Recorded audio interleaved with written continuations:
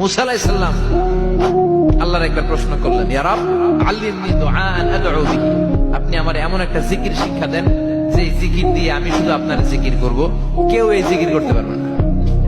এই জিকির জানবো শুধু আমি, আর জানবেন কথা কন। প্রশ্ন করছে কে? হ্যাঁ, কাকে করেছে? আল্লাহ এমন একটা জিকির শিখান যে জিকির কেউ জানে না, আমি জানবো, আর ওই জিকির দিয়ে প্রাণ ভরে আপনার ডাকবো। আল্লাহ বললেন, মুসা পড়ো লা ইলাহা ইল্লাল্লাহ মুহাম্মাদুর রাসূলুল্লাহ। মুসা আলাইহিস সালাম বললেন, আল্লাহ চাইলাম কি, কইলেন কি? লা ইলাহা তো জাতীয় জিকির, এটা তো আন্তর্জাতিক জিকির, এটা জানে না এমন কেউ নাই, এমনকি হিন্দু ভাইরাও জানে। কথা কর।